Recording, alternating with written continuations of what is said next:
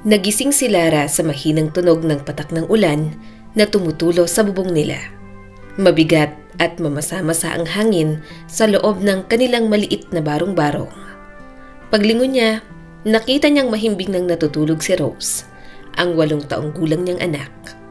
Pinagmasdan ni Lara ang anak, hinaplos ang buhok at marahang umiti. Ang bait talaga ng batang to kapag tulog, pero kahit gising, mabait din naman. Hindi nagrereklamo kahit minsan walang ulam. Tahimik siyang tumayo at maingat na tiniklop ang manipis nilang kumot. Nang sinilip niya ang kaldero sa kanilang maliit na kalan, wala nang laman. Binuksan niya ang lata ng bigas. Isang dakot na butil na lang ang natitira. Kayang-kaya pa to ng isang araw, bulong ni Lara. Sinukat niya ng mabuti ang natitirang bigas. Niluto yon gamit ang kaunting tubig at tiningnan ng pinggan sa tabi. Isang maliit na pritong galunggong lang ang natira. Napakunot siya ng noo, hiniwa yun sa gitna at nagpa siyang kalahati para kay Rose, kalahati para sa kanya. Sa ulo na lang ang sa kanya dahil okay na sa kanya na toyo na lang ang ulam. Pagkaluto ng kanin, lumapit siya kay Rose at marahan itong ginising. "Anak, gising na. May pasok ka ngayon, 'di ba?" Nagunat si Rose at hinimas ang mga mata. "Mama, ang aga pa po yata." "Oo, pero kailangan nating maagang umalis," sagot ni Lara, pinipilit magmukhang masigla. "May trabaho si Mama ngayon. Sa malaking bahay daw ako ng mga almaryo magsisimula." Ngumiti si Rose habang inaantok pa. "Yung bahay po ng mayaman?" "Oo," tumawa ng mahina si Lara. "Bakit? Iniisip mong doon may Prince Charming?" "Mama," tili ni Rose sabay tawa at tinakpan ng bibig. "Mama, hindi ka kakain?" tanong ni Rose. "Busog pa ako, anak. Nauna na akong kumain," sabi ni Lara at hinaplos ang tiyan. "Kumain ka na lang ng marami." Pagkatapos nilang kumain, sinuotan niya si Rose ng luma nitong uniforme at maingat na brinidang buhok. "Maganda ka pa rin kahit luma tong uniform mo. Parang prinsesa. Pasensya na ha. Kapag nakasahod ako, ibibili kita ng bagong uniform at sapatos." Ngumisi si Rose. "Paglaki ko po, bibili kita ng malaking bahay, Mama, para hindi na po tumutulo yung bubong." Napakagatlabi si Lara. "Iyan ang pinakamagandang regalo, anak." 6:00 pa lang ng umaga, naglalakad na sila sa makipot na kalsada ng kanilang barangay. Nagsisimula ng magbukas ang mga tindero. Habang bumakat ang putik sa tsinelas ni Lara, hinigpitan niyang hawak sa kamay ng anak. Si Rose naman, masiglang naglalakad, tumatalon-talon pa minsan. "Mama," tanong ni Rose, "anong gagawin mo po sa trabaho mo?" "Maglilinis, magluluto, maglalaba," sagot ni Lara. "Basta lahat ng kaya ni Mama para kumita." "Masaya ka po ba, Mama?" Natigilan si Lara sandali, tapos ngumiti. "Masaya, kasi magkakaroon na tayo ng pera pang gastos natin. Yun lang naman ang mahalaga." Pagdating nila sa maliit na paaralan sa bayan, nakita ni Lara si Mina. Pinsan niya na nakatayo sa may gate. "Uy, Lara!" tawag ni Mina. "Ako nang bahala kay Rose mamaya ah." "Salamat talaga, Mina," sabi ni Lara sabay ngiti ng pasasalamat. "Pasensya na, ngayon lang ulit ako makakapagtrabaho. Sana kayanin ko." "Sus, kakayanin mo yan. Ikaw pa, matatag ka," sabi pa ni Mina. Lumuhod si Lara at niyakap si Rose. "Mama, sunduin mo po ako kagad ah. Tapos sabay po tayong umuwi mamaya," sabi ng bata. "Oo anak, hintayin mo ako mamaya," sagot ni Lara sabay halik sa buhok nito. Mahaba at maputik ang daan papunta sa mansyon ng mga almaryo. Lumubog ang tsinelas ni Lara sa lupa at nadumihan pa ang laylayan ng palda. "Yan yung nakatira sa likod ng palengke, ano? Iniwan daw ng asawa," saad ng isang tendera na nadaanan niya. "Single mom daw, kawawa naman." Kunwari hindi niya narinig. Hindi rin naman siya sigurado kung byuda siya o iniwan lang. 3 taon nang nawawala si Mario, ang asawa niyang dating driver ng mga almaryo. Isang araw, basta na lang hindi umuwi. Naghahanap siya sa mga presinto, ospital, pati sa punerarya. Wala. Ang sabi ng mga tao, tumakas. May iba raw, pero si Lara hindi makapaniwala. Parang wala sa katangian ng asawa niyang si Mario na magloloko sa kanya.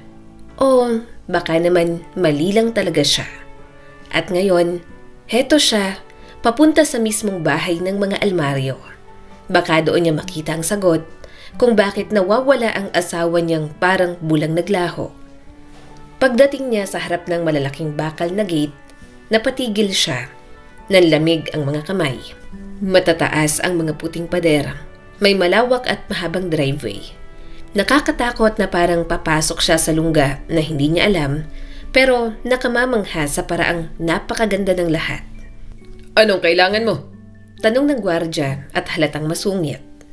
"Ako po si Lara Cruz," mahina niyang sagot. "Yung bagong kasambahay po. Sabi ng agency ko, magsisimula na po ako ngayon." Tiningnan siya ng guard sa listahan, saka tumango. "Sige, pasok ka." Huminga siya ng malalim at tumuloy. Amoy ilang-ilang ang hangin. Bawat hakbang, parang naglalakad siya sa ibang mundo. Napatingin siya sa magaspang niyang mga kamay. Parang hindi yon nababagay sa kinang ng paligid. Sinalubong siya ng isang matandang kasambahay na si Aling Teresita. Ikaw pala si Lara.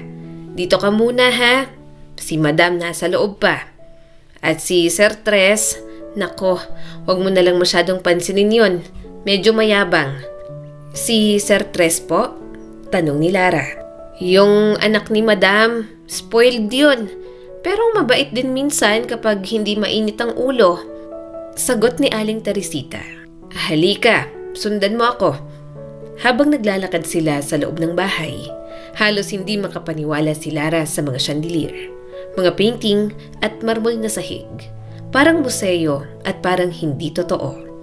Sa kusina, binigyan siya ni Aling Teresita ng apron. "Eto muna, bukas magpasukat ka pala ng uniform mo. Gusto kasi nilang naka-uniforme ang mga maid para organized daw. Magwalis ka sa veranda, mamaya ipapakita kita kay Madam at sa iba pa nating boss." "Opo," mahinang sagot ni Lara. Habang nagwawalis, napatingin siya sa refleksyon sa salamin. Ang simpleng blusa, ang kupas na palda, ang maputlang mukha, ang layo sa marangyang tanawin. "Hindi ako dapat mahiya," sabi niya sa sarili. "Nandito ako para sa anak ko." Makalipas ang ilang oras, dumating si Madam Isadora. Matangkad, elegante, at malamig ang mga mata. "So, ikaw ba si Lara Cruz?" "Opo, ma'am. I hope alam mo kung gaano kahalagang disiplina rito." Malamig ang tono ng ginang. Walang tsismisan, walang katamaran, walang tanong na hindi kailangan. Naiintindihan mo? "Opo, ma'am."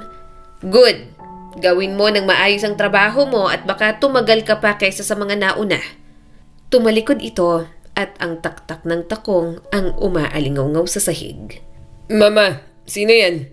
May boses mula sa itaas.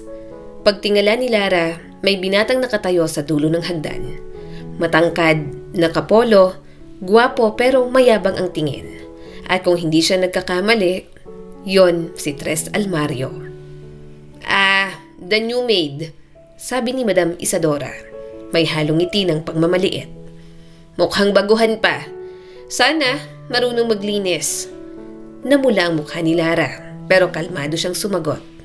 "Gagawin ko po ng maayos ang trabaho ko, sir, Madam." Ngumisi si Tres. "Good. You'll need to. My mother hates incompetence." Pagdaan nito, sumabay ang amoy ng mamahaling pabango.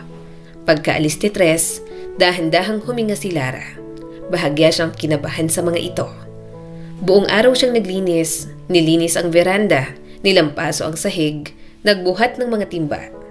Masakit ang tuhod at likod pero hindi siya umatras. Sa isip niya, kailangan niyang tumagal doon para kay Rose. Sa oras ng tanghalian, kumain siya ng kanin at nilagang baka sa sulok ng kwartong para sa mga katulong. Habang kumakain, napatingin siya sa maliit na bintana. Naisipan niya rin na magtira sa share niya ng pagkain para may masarap din na hapunan ang kanyang anak. Kumain na kaya si Rose? Baka nasundo na yun ni Mina. Pagkatapos ng trabaho, nagpasalamat siya kay Aling Teresita at umuwi na habang lumulubog ang araw. Mabigat ang mga braso, pagod ang katawan, pero may munting ginhawa sa dibdib. Nakalampas siya sa unang araw. Pagpunta niya sa bahay ni Mina, sinalubong siya ng boses ni Rose. "Mama!" Tumakbo ito at yumakap sa kanya. "Kumusta ang school, anak?" Tanong ni Lara at niyakap ang anak. "Mama, masaya po. Sabi ni teacher magaling daw po ako." "Hala, ang galing naman ng anak ko," sabi ni Lara sabay halik sa buhok nito. "Pagod ka ba, Mama?" "Kaunti lang," nakangiting sabi ni Lara. "Pero masaya ako kasi nakapagsimula na ako." Maya-maya'y umalis na rin naman silang mag-ina sa bahay ng pinsan niya. Malapit lang ang bahay, kaya naglakad na lang silang mag-ina. Mabuti na lang talaga at stay out ang trabaho niya. Nakakauwi pa rin siya kay Rose. Kinagabihan, habang mahimbing nang natutulog si Rose, nakaupo si Lara sa may bintana. Sa malayo, kita niya ang mga ilaw ng mansyon na kumikislap sa dilim. Para kay Rose, mahina niyang bulong. At para malaman ko kung ano ang nangyari kay Mario. Sumayaw ang hangin sa labas, dala ang takot at pag-asa. Pumikit si Lara. Bukas, babalik siya sa mansyon. Hindi lang bilang kasambahay, kundi bilang isang babaeng naghahanap ng katotohanan sa mundong puno ng lihim. "Ilang taon ka na?" tanong ni Aling Teresa kinabukasan. 32 po. Tumango ito. "May asawa?" Parang tinusok ng karayom ang puso ni Lara. "Wala na po, Aling Teresita. Matagal na pong nawala. Anak ko na lang po ang kasama ko sa bahay." Napasingkit ang mga mata ng matanda. "Ibig sabihin, single mother ka?" "Opo." Maya-maya'y bumaling na sila sa gawain. Habang nagwawalis, umalingaw-ngaw ang tunog ng makina sa labas. Napatigil ang mga katulong. Bumukas ang malalaking pinto at pumasok si Tres na nakaputing polo, may suot na mamahaling sunglasses at may ngiting mayabang. "Mama!" bati nito, sabay halik sa pisngi ni Madam Isadora. Nang mapansin si Lara, tinanggal nito ang salamin. "Sino ka nga ulit?" "Lara po, bagong kasambahay," sagot niya at walang emosyon. Itinuon ni Tres ang tingin kay Lara, mula ulo hanggang paa. Napailing ito at bahagyang natawa. "Mukhang mahina. Baka hindi to tumagal." Sumiklab ang hiya sa pisngi niya. Pinilit niyang panatilihin ang boses na kalmado. "Kaya ko naman po kahit na ganito ako." Napangisi si Tres. "Well, see." Inabot nito ang susi ng kotse sa isa pang katulong at dumaan lang sa tabi niya na parang alikabok lang siya. Huminga ng malalim si Lara. Pinilit niyang alalahanin kung bakit siya naroon. Kaya titiisin niya na lang ang mayabang na si Tres. Makalipas ang ilang oras, nasa sala na siya. Nagwawalis ng maingat. Takot siyang mabangga ang mga mamahaling florera at mga sculpture. Bawat sulok ng bahay ay kumikintab sa linis.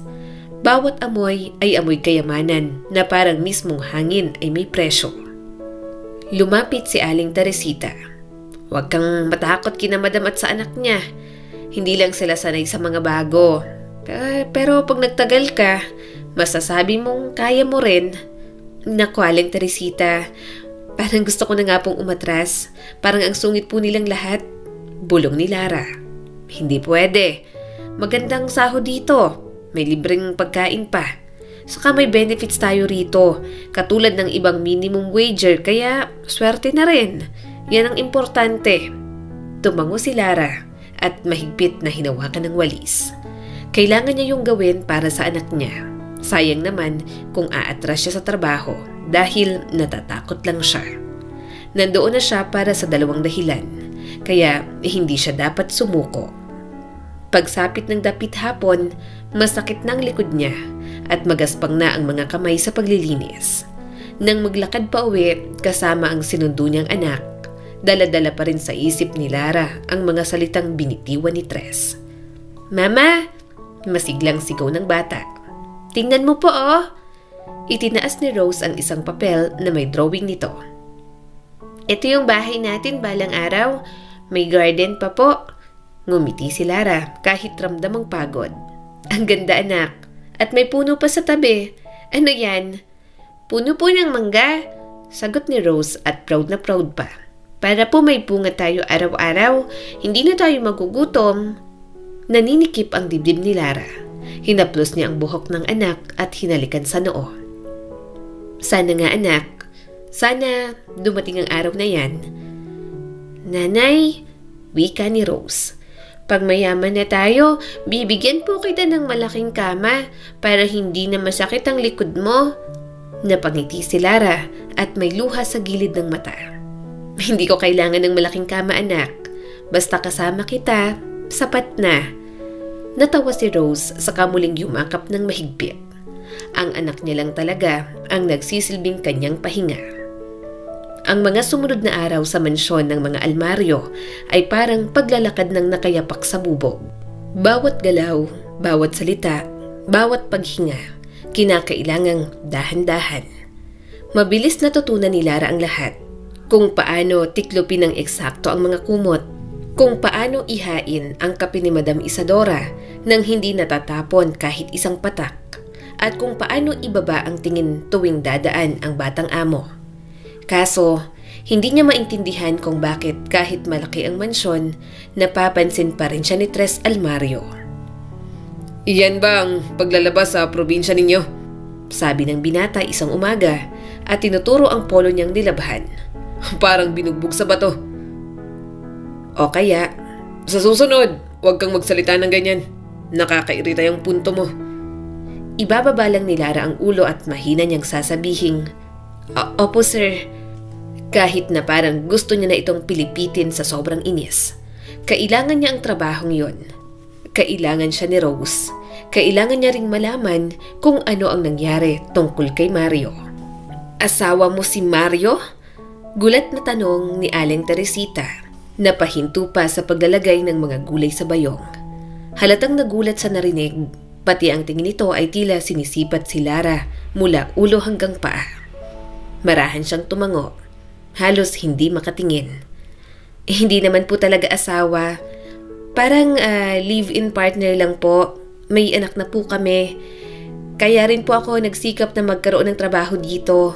Baka po sakaling mahanap ko po si Mario o kung may ideya po kayo kung nasaan na siya.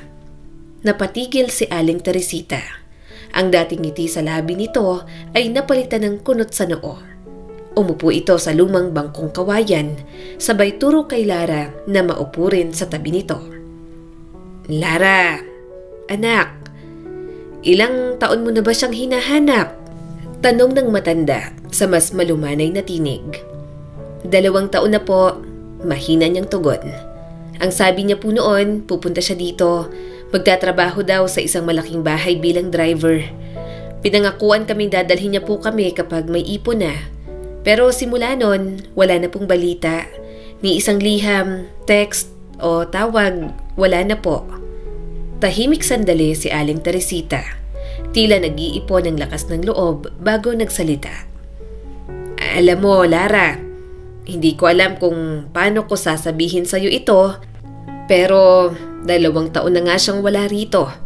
Nag-resign siya bigla. Sabi pa nga niya, uuwi na raw siya sa probinsya. Nagpaalam siya sa amin ng maayos. Napasinghap si Lara at agad na nanlamig ang palad. Talaga po, pero hindi po siya umuwi. Hindi po siya nagparamdam kahit kailan, kahit sa anak niya man lang. Diyos ko, sabi ni Aling Teresita, sabay hawak sa dibdib. Baka naman nadisgrasya o nagkasakit. May sinabihan ka na bang kamag-anak niya rito? Wala po akong kakilala dito sa lugar na to kundi pinsan ko. Kaso wala rin naman po siyang balita kay Mario. Nangingilid na ang mga luha ni Lara sa pag-aalala. Nung una po, akala ko busy lang siya. Pero habang tumatagal, parang may kung ano pong bumubulong sa akin na baka ayaw niya na po kaming balikan. Napangiwi ang matanda at halatang nag-aalangan. Huwag kang ma-offend ha, anak. Baka naman kaya hindi na nagpapakita si Mario ay dahil may ibang babae. Mabilis na napatingin si Lara at nanlaki ang mga mata. Hindi po yan totoo. Hindi po gagawin ni Mario yon. Alam kong mahal niya po kami ng anak namin. Tumango lang si Aling Teresita pero baka sa mukha ang pag-aalinlangan. Hindi ko naman sinasabing sigurado ako, pero alam mo na, lalaki, may mga bagay na hindi natin inaasahan. Ang totoo, hindi ko nga alam na may asawa at anak na pala siya. Nagulat ako nang sinabi mo ngayon. Napalunok si Lara at halos mawala ng boses. Ang alam po ninyo, ang alam lang namin may kamag-anak daw siya sa probinsya. Pinapadalhan niya ng pera tuwing kinsenas. Pero hindi niya kailanman binanggit na may pamilya na pala siya. Kaya nga nagulat ako ngayon. Nung umalis siya parang normal lang. Ang sabi niya pa nga, magpapahinga muna ako, Aling Teresita. Baka balik na lang ako kung sakali. Hindi ko alam kung saan siya nagtungo. Nanginig ang mga kamay ni Lara. Ramdam niya ang pangingilid ng luha pero pinilit niyang pigilan. Siguro po nagkaproblema lang siya. Baka nahirapan. Baka hindi alam kung paano babalik. Baka nga. Sang-ayon ni Aling Teresita, ngunit may tono ng awa. Pero 2 taon. Lara, 2 taon nang walang balita. Kung buhay pa siya o nagtatago, kahit papaano, magpaparamdam yan. Lalo na't may anak kayo. Hindi na nakapagsalita si Lara. Hindi niya batid kung ano ba ang dapat niyang isipin. Ayaw niyang pagdudahan si Mario, pero 2 taon na itong walang paramdam. Aling Teresita, mahina niyang sabi. May nakita po ba kayong babae na madalas niyang kausap noon? O may nabanggit po ba siya bago siya umalis? Nagkibit balikat ang matanda. Wala naman akong napansin. Pero minsan may dumarating na babaeng nagbebenta ng mga halaman dito. Maganda. Taga lungsod siguro. Lagi silang nagkakausap ni Mario kasi nga siya ang driver ng mga almaryo. Pinagmamaneho ni Mario si Madam. Akala ko noon kaibigan lang. Pero napansin ko na close na sila noon. Hindi ko naman inisip na may iba pang kahulugan. Parang tinusok ng karayom ang puso ni Lara. Maganda po. Nasaan po yung babae? Oo, mistisahin. Sosyal kong manamit. May sariling flower shop sa bayan. Minsan may kotse pa. Pero nung huling linggo bago umalis si Mario, dumating ulit yung babae. Nag-usap sila ng mahaba sa labas. Pagkatapos nun, nagpaalam na si Mario. Hindi na bumalik. Natigilan si Lara. Baka po yun ang dahilan. Baka po siya yung babae. Hindi niya alam kung galit o panghihinayang ang nangingibabaw sa kanya. Sa isip niya, pilit niyang binabalikan ang huling araw na nakita niya si Mario. Ang pagyakap nito sa anak nila, ang pangakong babalikan sila bago matapos ang taon. Tahimik na hinawakan ni Aling Teresita ang kamay ni Lara. Anak, kung gusto mo, tutulungan kitang magtanong-tanong. May ilan pa dito na baka may alam. Pero wag mo na munang palalain ang iniisip mo. Baka nga may paliwanag pa. Salamat po, Aling Teresita. Mahinang sabi ni Lara at pilit na pinipigilan ang pag-iyak. Hindi ko po alam kung saan magsisimula. Pero kung totoo nga na may iba na siya, titigil na po ako. Lara, wag mo munang husgahan. Pero kung sakali man, isipin mo na lang, ginawa mo ang lahat. Hindi mo siya hinanap para magalit. Hinanap mo siya dahil mahal mo. At kung totoo ngang may iba, siya ang talo at hindi naman ikaw. Doon bumigay si Lara. Tahimik siyang umiyak, nakayuko, habang tinatapik-tapik siya ng matanda. Ang bawat hikbi niya ay parang hangin sa gabi. Mahina pero masakit. Parang naglalakad sa gitna ng dilim ng mag-isa. Kaya nang magkaroon ng day off, nagdesisyon siyang pumunta sa sinasabi ni Aling Teresita. Bandang 10:00 ng umaga, nagtungo si Lara sa palengke upang bumili ng gulay. Pero ang mga paa niya ay kusang tumungo sa kabilang kanto kung saan sinabi ni Aling Teresita na may maliit na flower shop. Sa labas pa lang, naamoy niya na ang halimuyak ng mga rosas at jasmine na nakasabit sa mga basket. Maingat siyang pumasok. Sa loob, isang babae ang abala sa pag-aayos ng mga bouquet ang naroon. Maputi, may maayos na ayos ng buhok at kahit simple ang suot, halatang may dating. "Good morning!" Bati ni Lara at mahina ang boses. "Ikaw ba si Elvira?" Napatingin ang babae at ngumiti. "Ako nga. Anong maipaglilingkod ko sa'yo? Flowers for someone special?" Umiling si Lara at bahagyang napayuko. "Hindi. Pasensya na pero may itatanong lang sana ako." Tumigil sa pag-aayos si Elvira. Tinanggal ang guwantes at lumapit. "Tungkol saan?" Huminga ng malalim si Lara bago nagsalita. "Tungkol kay Mario. Si Mario na driver sa mga almaryo. Dati raw kayong nagkikita. Sabi ng isang kakilala ko. Kilala mo ba siya?" Bahagyang napataas ang kilay ni Elvira at halatang nagulat. "Mario? Oo, kilala ko. Matagal na rin yon. Pero bakit mo siya hinahanap?" "Live-in partner ko siya." Mahinang sabi ni Lara. "May anak kami. Matagal na siyang nawawala. 2 taon na.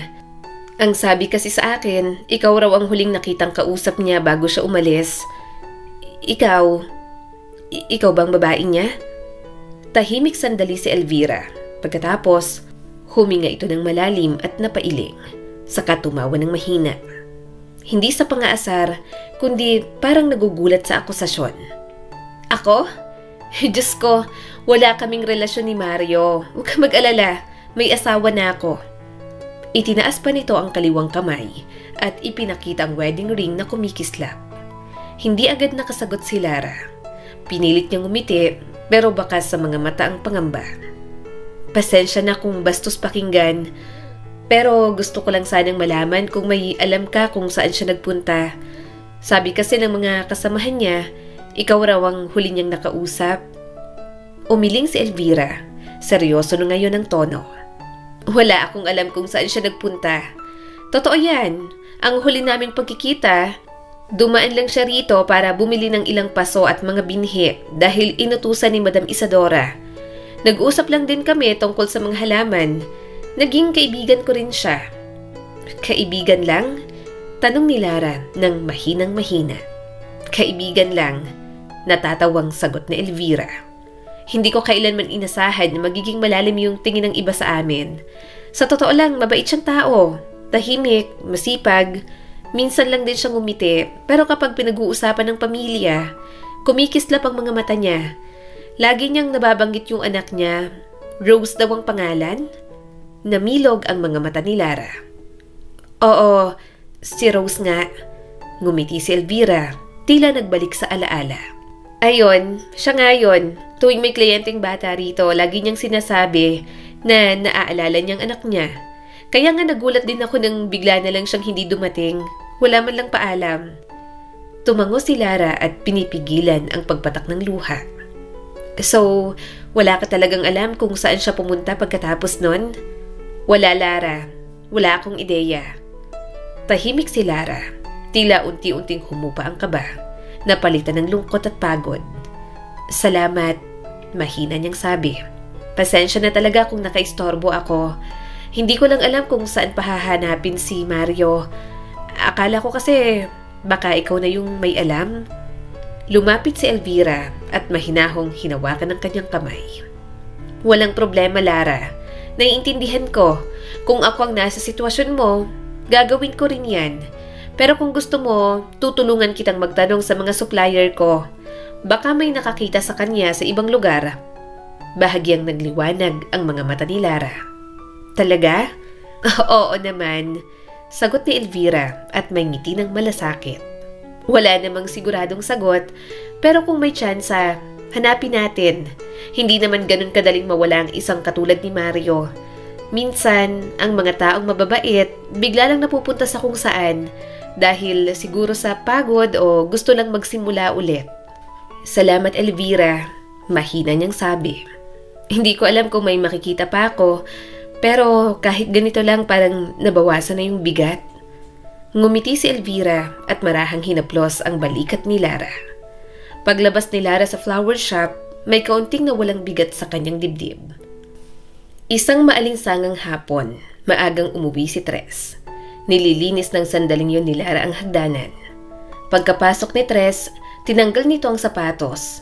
Putik-putik pa at nagkalat yun sa sahig na kakapunas lang ni Lara. "Linis ka ng linis," sabi nito habang umiinom ng malamig na juice. "Pero parang walang nangyayari. Siguro, hindi ka sanay sa ganitong bahay ano?" Tumigil si Lara sa pagpunas at mahigpit ang kapit sa basahan. Hindi siya sumagot, hindi niya pwedeng patulan ang kanyang amo sa mga pangiinis nito. "Sa bagay," patuloy ni Tres habang nakasandal sa poste ng marmol. "Hindi mo naman kasalanan kung galing ka sa, ano nga ulit ang tawag doon? Squatter. Sa lugar na pati tubig marumi." Dahan-dahan siyang tumingin kay Tres. "Opo sir, galing po ako sa mahirap na lugar. Pero kahit mahirap kami, marunong po kami rumespeto sa kapwa. Hindi po namin kailangan ng pera para matutong magpakatao." Bahagyang umangat ang kilay ni Tres. "Anong sabi mo?" Huminga ng malalim si Lara at pinisil ang basahan sa kamay. "Sabi ko po, mahirap man kami, may respeto kami sa sarili. Hindi po lahat nabibili ng pera." Natahimik ang buong pasilyo. Parang huminto maging ang orasan. Ilang segundo ang lumipas bago nagsalita si Tres. Naglaho ang ngisi sa labi nito at napalitan ng isang bagay na hindi niya maipaliwanag. Marahil hindi ito sanay na sinasagot, lalo na ng isang katulong na katulad ni Lara. "Wow," sabi ni Tres at parang naghahamon. "May tapang ka rin pala." Bahagyang yumuko si Lara. "Pasensya na po kung nakasagot ako sir. Hindi ko lang gusto yung sinabi ninyo." "Hindi mo gusto?" Mariin itong tanong. "Dapat nasanay ka na. Hindi mabait ang mundo sa mga katulad mo." Tipid na ngumiti si Lara, bagamat may lungkot sa mga mata. "Sanay na po sir, pero hindi ibig sabihin ay tama na yon." Kinuha niya ang maduming sapatos ni Tres, pinunasan ng tahimik at umalis patungo sa labahan. Nanatiling nakatayo si Tres at parang natigilan at nagulat sa mga sinabi niya. Nang hapon at naghahanda na siya sa pag-uwi, kinausap siya ni Aling Teresita. "May problema ba, Lara?" tanong ng matanda. Ngumiti si Lara ng bahagya. "Wala po, Aling Teresita. Pagod lang po." "Si Sir Tres ba?" tanong ng matanda na mukhang may alam sa lahat. "May pagkamapanlait talaga yon, pero wag mong dibdibin. Walang sumasagot dyan kasi sanayan na walang kumukontra." Tumango si Lara. "Hindi po ako nagagalit. Nasasaktan lang minsan. Pero pipiliin ko pa rin manahimik kasi may anak po akong umaasa sa akin." Napangiti si Aling Teresita sa sinabi niya. Pag-uwi ni Lara ng gabing yon, hindi na muna niya masyadong inisip si Tres. Kumukulo ang dugo niya sa binata, pero amo niya ito kaya talagang pagtitiisan niya. "Anong ginawa mo sa school, anak?" tanong niya. "Nag-drawing po kami ng pangarap," sagot ng bata. Ipinakita ang papel. May bahay, puno at silang mag-ina na magkahawak ang kamay. Ngumiti si Lara, bagaman naninikip ang dibdib. "Ang ganda naman, katulad pa rin ng dati ano? Lagi kang may bahay sa drawing mo." "Opo, kasi balang araw magkakaroon po tayo niyan. Kahit maliit lang basta masaya tayo." Hinaplos niya ang buhok nito. "Anak, tandaan mo to hindi mahalaga kung mayaman o mahirap ang tao. Ang mahalaga, marunong tayong gumalang at magpatawad. Kahit gaano sila kayaman, pare-pareho lang tayong tao." Tumango si Rose pero nagtataka ang mukha. Niyakap niya na lang ito, pati sa anak ni Lara, kung ano-anong sinasabi niya. Ayaw niyang dalhin ang inis kay Tres sa bahay, pero hindi niya mapigilan. Sa mansyon ng mga almaryo, balik si Lara sa walang katapusang gawain. Naglalabas siya ng kumot, nag-aalis ng alikabok, at naglilinis ng sahig na parang salamin sa kinis. Tahimik ang buong bahay maliban sa mahinang ugong ng aircon at kalansing ng porselanang pinggan sa kusina. "Lara!" tawag ni Aling Teresita. Linisan mo yung veranda.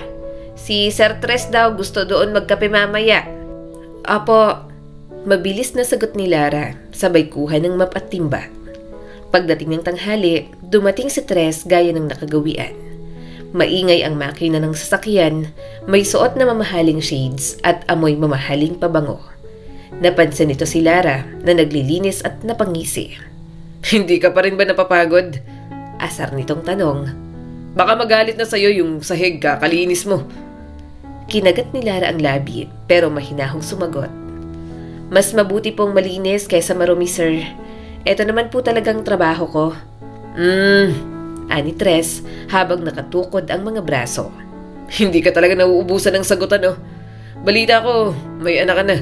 Single mom. Nasaan ang asawa mo? Nagloko. Bahagyang natigilan si Lara. Mukhang wala itong ideya na si Mario ang ama ng anak niya. Gayunpaman, ayaw niya na lang ding banggitin. Single mom ako. Hindi ako kasal sa ama ng anak ko. Live-in partners kami, pero 2 taon na siyang walang paramdam. Napangiti lang si Tres, pero ngiting naaaliw na bisitin siya. Napapaismid na lang si Lara nang umalis muna saglit ang binata. Dumating ang Sabado, ang tanging araw ng pahinga ni Lara sa loob ng 1 linggo. Sa maliit na barong-barong na inuupahan nila sa gilid ng kalsada, maagang nagising si Rose. Ma, gising na po. Pupunta po tayo sa palengke, diba? Sigaw ng bata, sabay kalabit sa kanya. Napangiti si Lara kahit pagod pa ang katawan at gusto na lang magpahinga. Oo anak, sandali lang, maghuhugas lang ako ng mukha. Tulungan mo si mama mag-ayos ng eco bag ha? Apo, sagot ni Rose na tila may tambol sa dibdib sa tuwa. Makalipas ang ilang minuto, magkahawak kamay silang lumabas ng bahay. Ang araw ay mainit na, ngunit magaan ang pakiramdam ni Lara. May kaunting pera siyang naipon mula sa kanyang sahod, sapat na para makabili ng bigas, gulay, sabon, at kaunting regalo para kay Rose. Pagdating nila sa palengke, sinalubong sila ng ingay ng mga tindera, tawanan at sigawan ng mga nag-aalok ng tinda. 10 piso lang po! Sariwang isda dito! Bili na ate! Lumapit si Lara sa isang pwesto ng mga uniforme. Anak, tingnan mo to. Eto kaya ang sukat mo? Namilog ang mga mata ni Rose. Para po sa akin yan, Mama. Oo, para hindi na lumang school uniform ang susuotin mo. Ibibili rin kita ng dress. Regalo ko na rin para sa birthday mo. Napakapit agad si Rose sa kanyang braso at masayang yumakap. Thank you, Mama. Ang ganda po. Parang bago talaga. Yay! Hindi na rin po ako magtatawanan sa school kasi luma po yung uniform at sapatos ko. Napangiti si Lara, ngunit may bakas ng lungkot sa kanyang mga mata. Naalala niya ang mga araw na halos wala silang makain. Ang mga gabing umiiyak si Rose dahil walang baon. Minsan, pakiramdam niya ay nabigo siyang maging mabuting ina. Ngunit sa bawat ngiti ng anak, nabubura ang lahat ng panghihinayang. Hinaplos niya ang buhok ni Rose. Salamat anak ha, kahit ganito lang tayo, hindi ka nagre-reklamo. Ngumiti si Rose habang pinagmamasdan ang bagong uniform na hawak-hawak. Bakit po ako magre-reklamo? Basta po kasama ko po kayo, masaya na ako.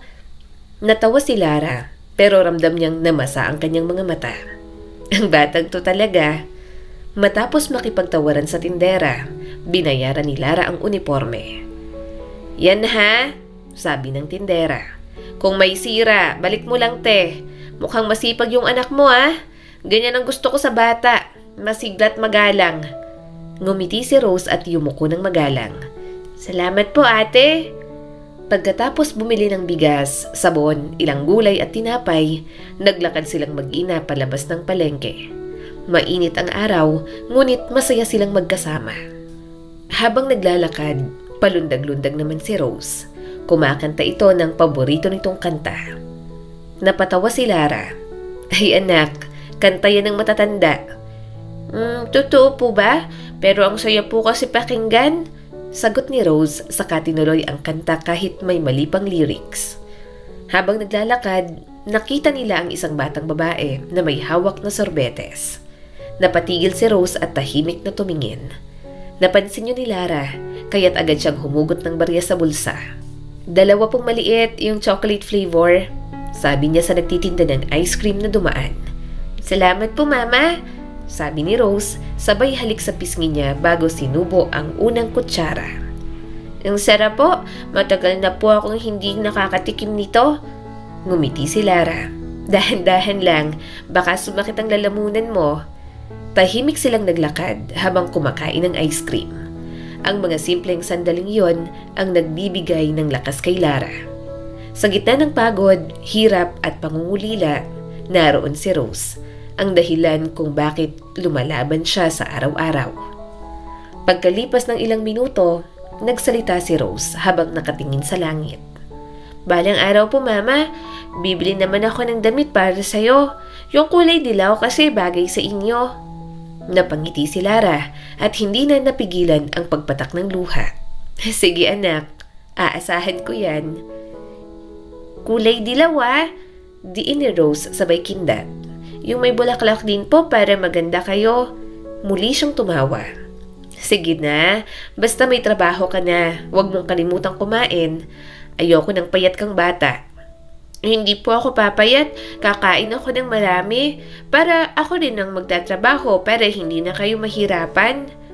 Natigilan si Lara at tumingin sa anak. Anak, wag mong isipin yon. Hindi mo kailangan magmadali. Gawin mo lang yung gusto mo. Mag-aral ka. Yun lang ang hiling ni Mama. Tumango si Rose at seryoso ang mukha. Magiging teacher po ako, Mama, para marami ako matutulungan na bata. Tapos bibilhan ko kayo ng bahay. Bahay? Natatawang sabi ni Lara. Saan naman tayo kukuha ng bahay? Sa tabi po ng dagat. Mabilis na sagot ni Rose. Yung may tiles tapos may halaman sa harap. Para kapag pagod kayo, hihiga lang po kayo sa duyan. Napangiti si Lara at pinisil ang kamay ng anak. Ang ganda naman ng plano mo. Promise po, Mama. Paglaki ko, bibigyan ko po kayo ng mas magandang buhay. Hindi na po kayo maglalakad sa araw. Hindi na rin po kayo mapapagod sa mga ginagawa mo po sa trabaho. Parang tumalbog ang puso ni Lara sa mga salitang yon. Hindi niya alam kung matatawa o maiiyak. Ang bata ay may pangarap at yun ang pinakamasayang marinig ng isang ina. Salamat anak, mahina niyang sabi. Kahit ngayon pa lang, masaya na ako. Pag-uwi nila mula sa palengke, ramdam ni Lara ang pagod sa binti, ngunit may kakaibang gaan sa dibdib.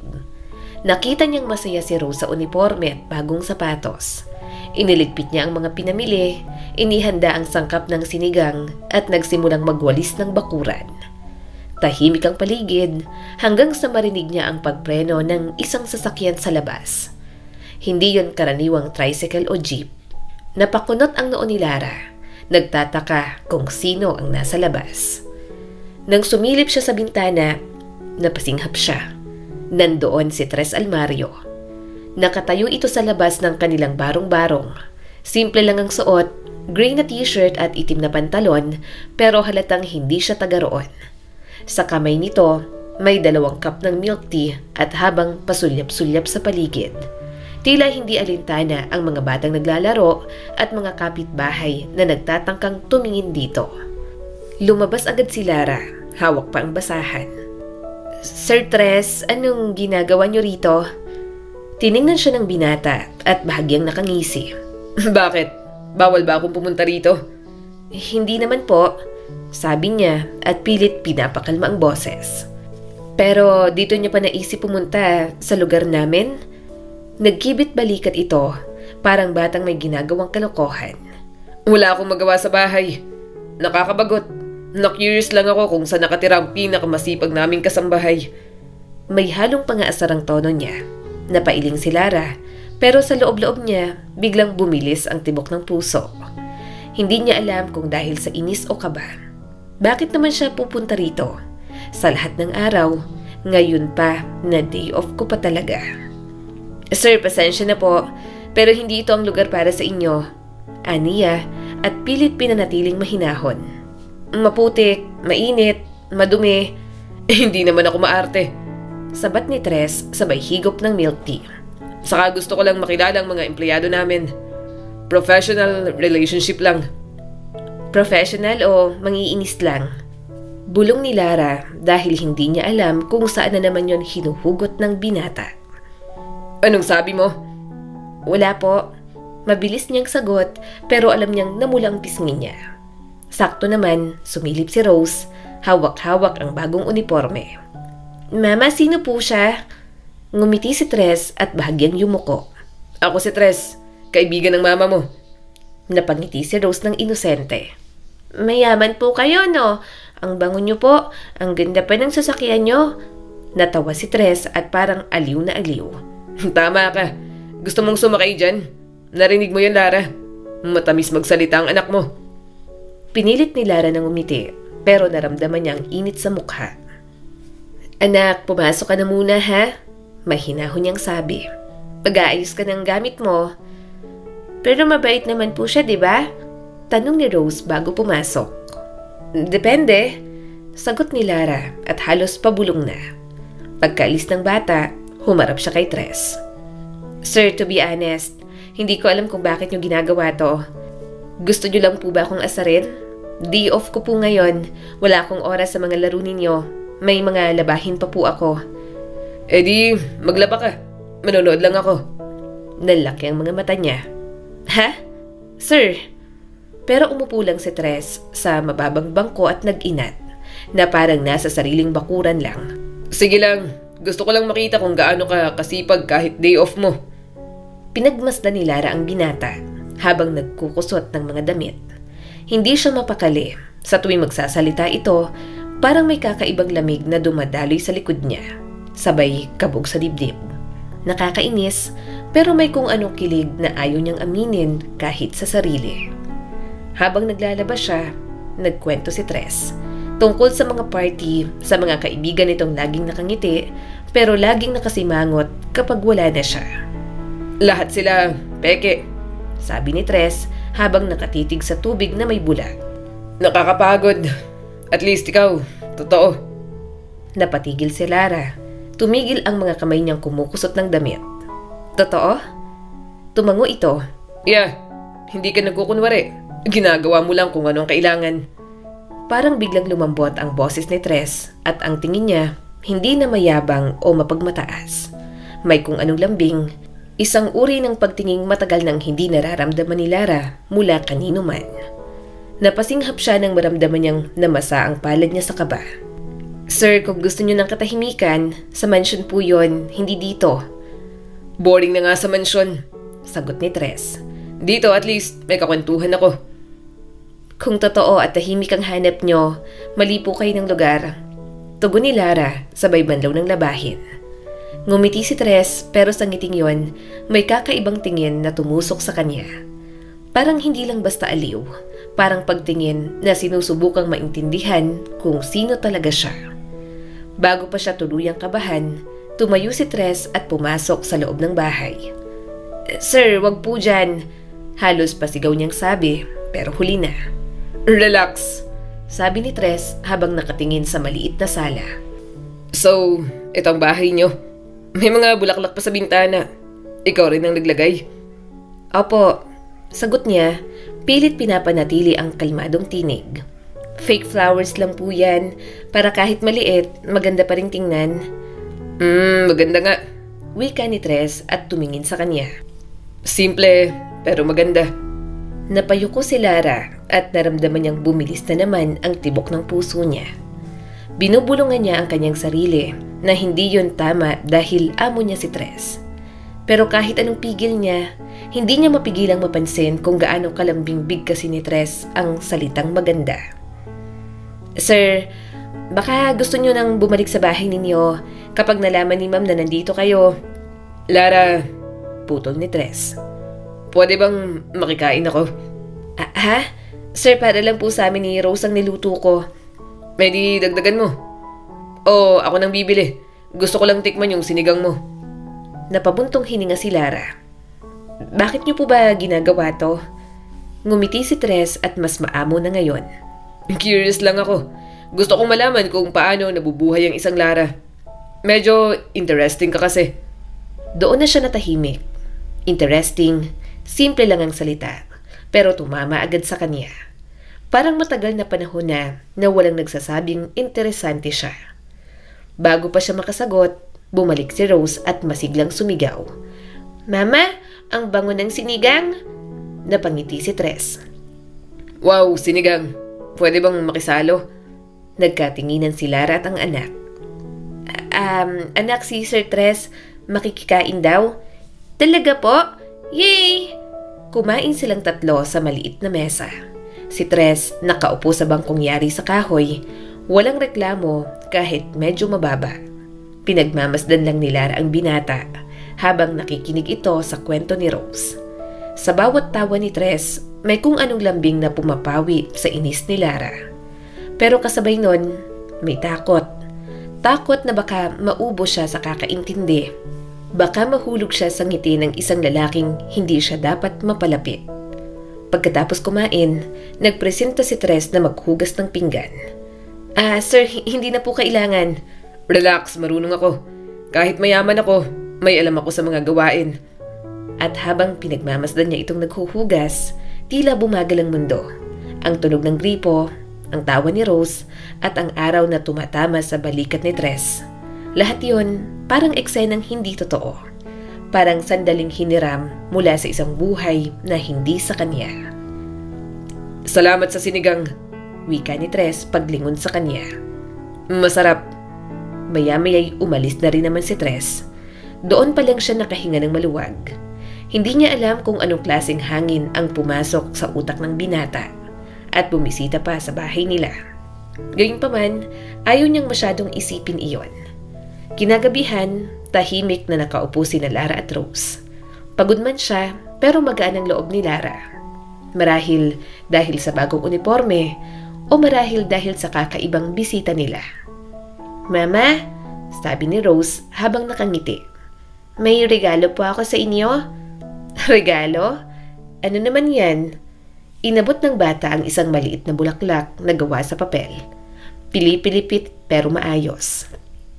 "Para po sa inyo, para hindi kayo malungkot kapag pagod kayo." Tinanggap yun ni Lara at puno ng tuwa. "Ang ganda naman, anak." "Ginawa ko po yan sa recess kahapon." Paliwanag pa ni Rose. "Sabi ni teacher, dapat daw po marunong tayo magpasalamat sa mga mababait sa atin. Kayo po ang pinakamabait sa buong mundo." Niyakap ni Lara ang anak habang nangingilid ang luha sa mga mata. "Salamat, anak. Hindi mo alam kung gaano ako napapasaya ng mga ganitong bagay." Umidlip si Rose sa dibdib ng ina at mahina nitong sinabi, "Gusto ko pong maging katulad niyo paglaki ko." Tinitigan ni Lara ang anak at puno ng pag-ibig at takot. "Sana, anak, hindi mo maranasan ang mga hirap ni Mama. Ikaw ang dahilan kung bakit ko kinakaya ang lahat." Bumuhos ng walang tigil ang ulan ng gabing iyon. Tila galit na humahampas sa mga bintana ng mansyon. Maging sa silid ng mga kasambahay, ramdam ni Lara ang tindi ng bagyo. Ang ginaw na tumatagos sa manipis na pader. Ang ilaw na kumikislap-kislap na parang nag-aalangan. Hindi siya makauwi sa lakas ng ulan, kaya nakiusap muna siya sa pinsan niyang si Mina na kung pwede, makitulog muna ang anak niya sa mga ito. At siya, pinagstay muna sa maid's quarter. Isang malakas na kalabog ang biglang umalingaw-ngaw mula sa itaas, kasunod ng mga nagmamadaling yabag at mga pabulong na tinig. Napahinto si Lara. "Si Sir Tres daw!" Sigaw ng isang katulong na dumaan sa pasilyo, halatang kabado. "Kakauwi lang galing inuman. Nilalagnat, basang-basa pa." Agad na patingin si Lara. Ang unang pumasok sa isip niya ay hindi ang kanyang tungkulin o pagod, kundi ang pag-aalala. "Wala bang nag-aalaga sa kanya?" Tanong niya nang makasalubong ang kusinera na nagmamadali papunta sa kusina. "Wala, si Madam Isadora nasa Tagaytay. Si Aling Teresita naman sumama sa kanya. Yung iba, natatakot kay Sir Tres. Ewan ko ba?" Sagot ng kusinera at bahagyang umiling. Hindi na nagdalawang isip si Lara. Sige, ako na lang." Napakunot ang noo ng kusinera. "Sigurado ka? Baka mapagalitan ka." "Hindi na bale." Sagot ni Lara sabay kuha ng malinis na tuwalya mula sa batya. Masama ang pakiramdam niya. Wala namang ibang gagawa. Tahimik siyang umakyat sa hagdanan. Dumadagundong ang kulog na parang pinipigilan siyang magpatuloy, ngunit nagpatuloy pa rin siya. Bahagyang nakabukas ang pinto ng silid ni Tres. Mula roon, sumisilip ang banayad na liwanag ng lampshade. Dahan-dahan niyang itinulak ang pinto. At agad na kumirot ang puso niya sa nakita. Nakahiga si Tres sa kama, maputla, pawisan, at halatang nilalagnat. Basa pa ang buhok at magulo ang mga kumot. Ang suot nitong polo ay dikit na dikit sa balat dahil sa pawis. Nakadilat ang mga mata, pero tila malayo ang tingin. "Sir Tres?" Mahinang tawag ni Lara habang lumalapit. Bahagya itong gumalaw ngunit walang malinaw na sagot. May mga salitang lumalabas sa labi pero mahina at walang saysay. Isinawsaw ni Lara ang tuwalyang dala sa malamig na tubig. Piniga, saka marahang ipinatong sa noo ng binata. Halos mapaso siya sa init ng balat nito. "Ano ba naman to?" Mahina niyang usal. Nilalagnat na nga, bumabiyahe pa. Umungol si Tres. "Ang ingay mo." Napangiti si Lara kahit papaano. "Pasensya na po sir, pero kung gusto niyong gumaling, kailangan niyo ring makinig minsan." Hindi na sumagot ang binata. Mabigat at hindi pantay ang paghinga nito.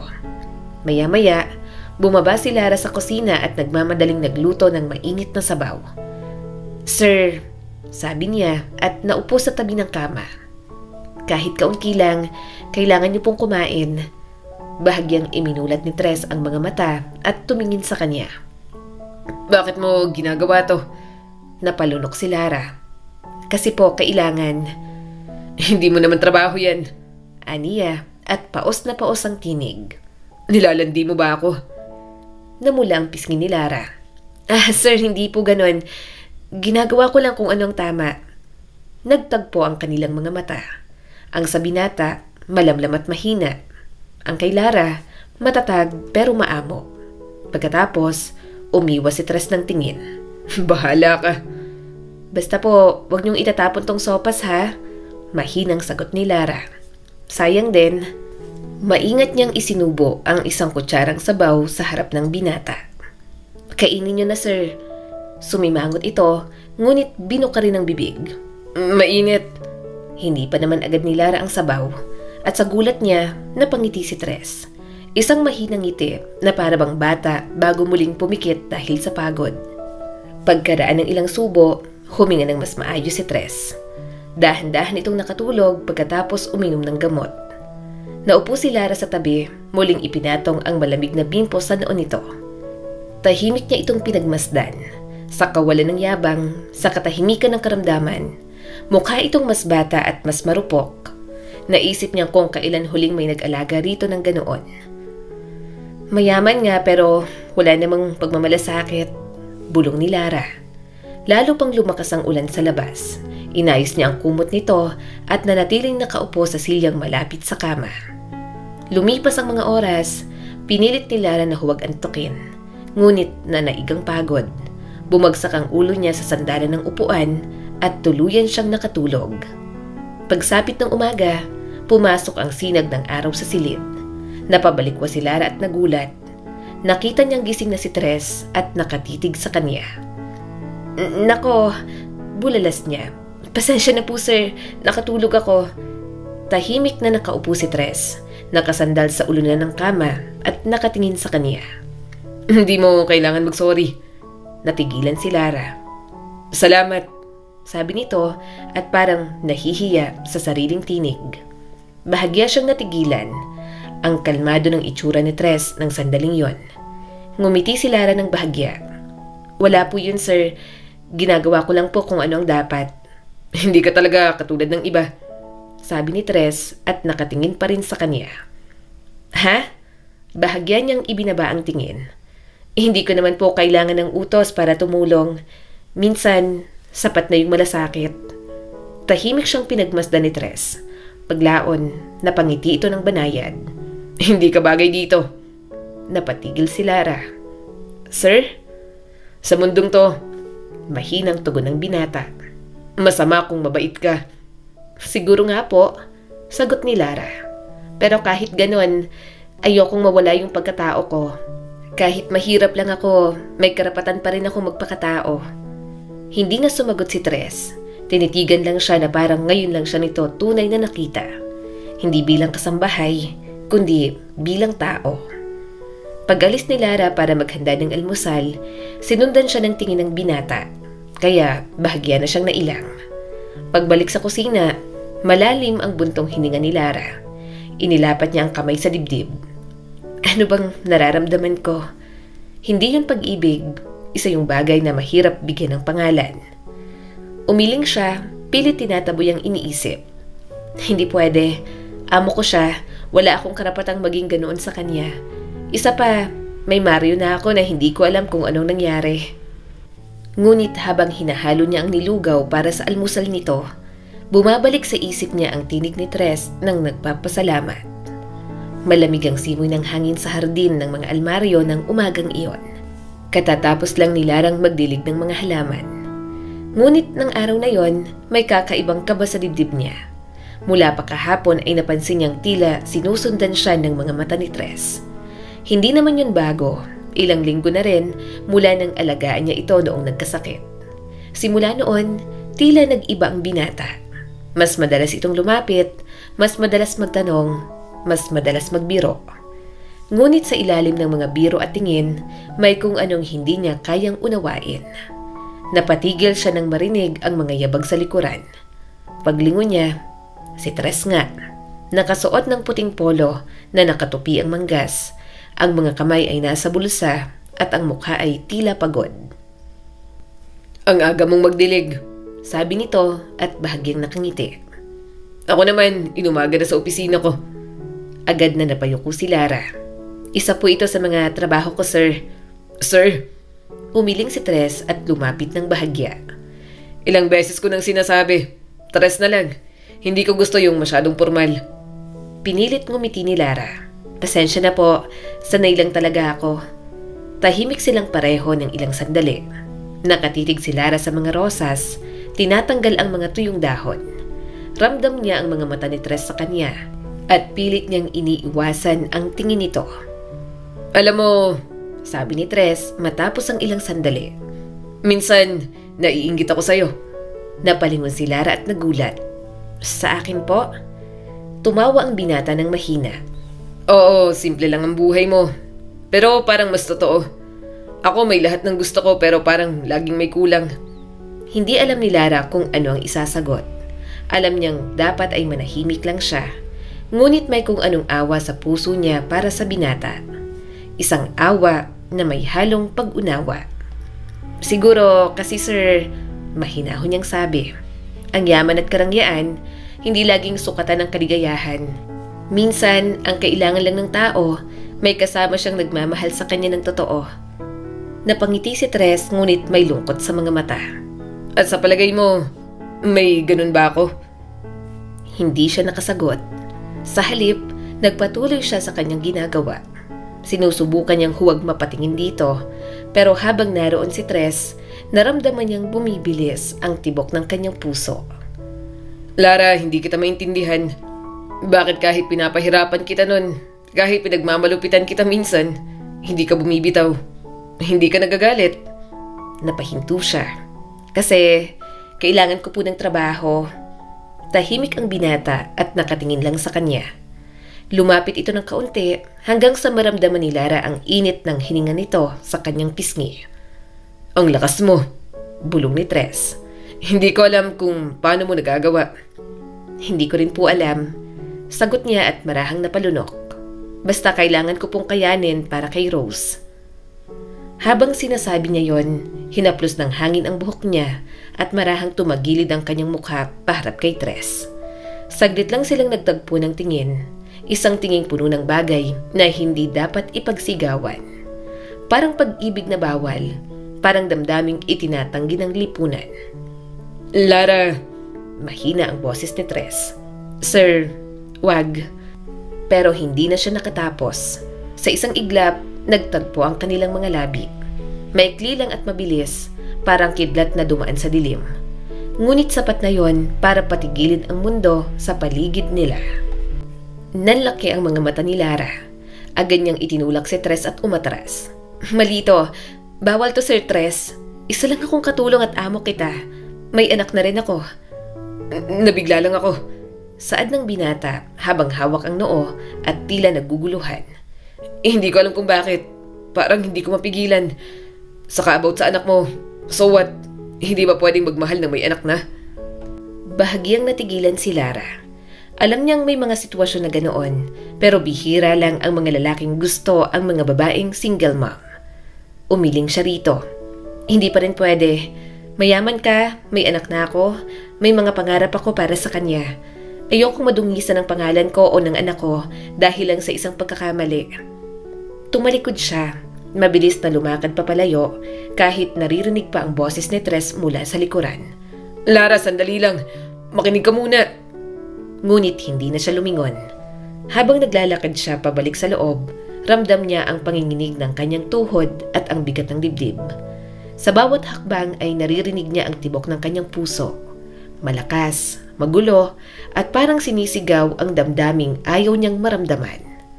Pagpasok niya sa maliit na kwarto, napaupo siya sa gilid ng kama. Doon niya lang pinakawalan ang mga luhang kanina niya pang pinipigilan. Diyos ko, bulong niya at tinatakpan ng mukha. Bakit ganito? Bakit siya pa? Hindi ko pa alam kung anong nangyayari kay Mario tapos ganito na? 2 taong nawawala si Mario, kaya kinakain siya ng guilt. Paano kung hindi ito ng babae? Paano kung may nangyaring masama rito? Tapos heto siya at naghahanap na ng iba. Lara? Mahinang tawag ni Aling Teresita habang tumutulong sa pagluluto ng almusal. Parang wala ka sa sarili. May problema ba? Ngumiti si Lara ng pilit. Wala naman po, Aling Teresita. Pagod lang po siguro. Ngunit sa loob-loob niya, hindi yun totoo. Gulong-gulo lang talagang isip niya dahil kay Tres. Pagpasok ni Tres sa kusina kinahapunan, napahinto ang lahat ng kasambahay. Bihira kasi itong bumaba roon at tuwing ginagawa nito, madalas may dahilan. Ngunit ngayon, tila ibang aura ang dala ng binata. Hindi ito nakakunot noo, hindi rin galit. Tahimik lang itong nakatingin kay Lara na abala sa paghuhugas ng mga plato. Lara! Tawag ni Tres, kalmado ngunit may bigat ang tinig. Agad siyang lumingon at bahagyang yumuko. Sir Tres, may kailangan po ba kayo? May ibibigay ako. Sabi ni Tres, sabay abot ng isang malaking brown envelope. Para sa anak mo, mga school supplies.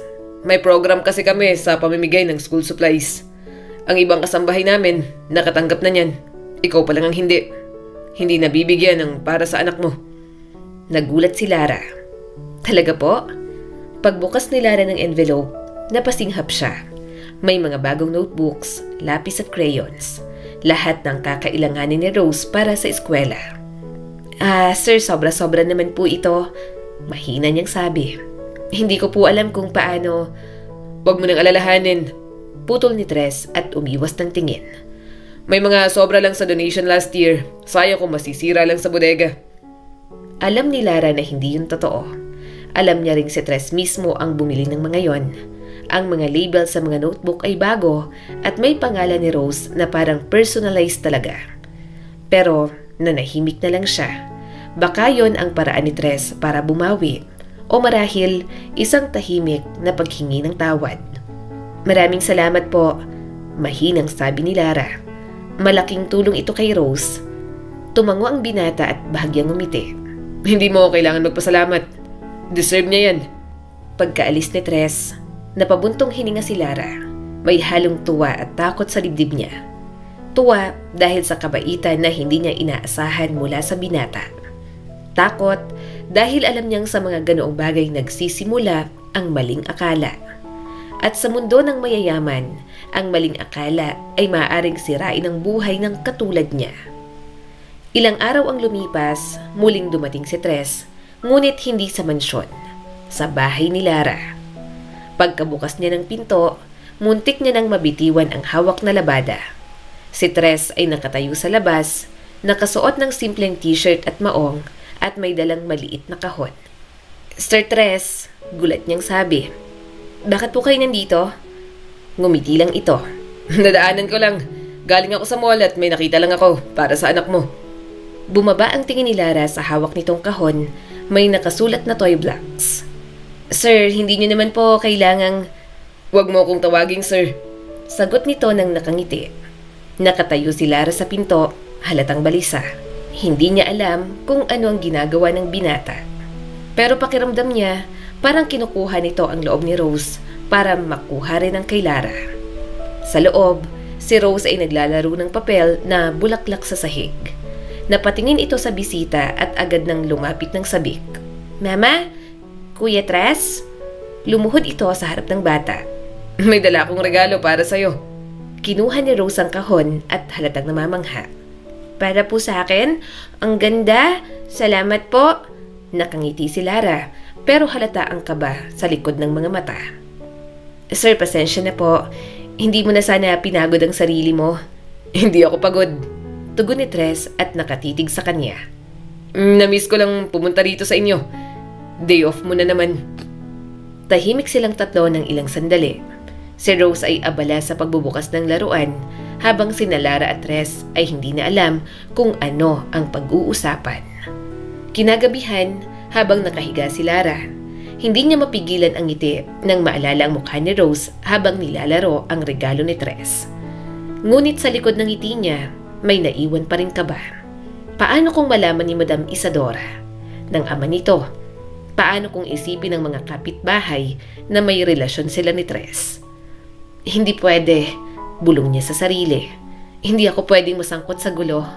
Kinabukasan, habang naglalabas sa likod ng mansyon, dumating si Tres. Tahimik lang itong nakatayo sa lilim ng puno, hawak ang isang maliit na paper bag. Lara, mahinahon itong sabi. Bumili ako ng kape para sa'yo. May donuts din dyan. Tumingin si Lara sa binata. Sir, sobra na po ito. Baka may makakita sa atin. Wala namang masama sa pagbibigay ng kape at donuts. Sagot ni Tres habang nakangiti. Huwag mong bigyan ng ibang kahulugan. Ngunit alam nilang pareho na may kahulugan yon. Sa bawat pag-abot, sa bawat ngiti, sa bawat sandaling pinipiling manahimik kaysa itanggi. Unti-unti silang nadadala ng damdaming hindi nila dapat pinupuntahan. Maraming salamat po. Mahinang sabi ni Lara sabay tanggap ng kape. Pero sana po, huwag ka nalang mag-abala. Hindi ito abala. Sagot nito at bahagyang lumapit. Gusto ko lang malaman na may mga araw na hindi mo kailangan mag-isa. Pagkatapos nitong sabihin yon, tumalikod na ito at naglakad palayo. Iniwan si Lara na nakatulala, hawak ang mainit na cup ng kape at paper bag na may lamang donuts. Isang maulang hapon, abala si Lara sa kanyang trabaho. Ngunit may isang presensyang hindi niya maiwasang maramdaman. Isang presensya na simula ng araw na yon ay palaging sumusunod, palaging nakamasid, palaging naroon. Kanina pa siya nito pinagmamasdan. Si Tres mula sa dulo ng mesa, tahimik at parang may gustong sabihin, ngunit hindi alam kung paano sisimulan. Sir Tres, mahinang sabi ni Lara habang nag-aayos ng mga baso. Kung wala na po kayong ipapagawa, mauuna na po ako. Baka hanapin na ako ni Rose. Ngunit sa halip na tumango, marahang tumayo si Tres at lumapit. Lara, sandali lang. Napalingon siya. Nagulat sa biglaang paglapit ng binata. Ano po yun, sir? Pwede bang umupo ka muna? Umiling naman siya. Sir, baka... Lara, please. Putol ni Tres at halos pakiusap na yon. Sandali lang. May kung anong tono sa boses nito. Isang lambing, isang pagsusumamo na hindi niya kayang tanggihan.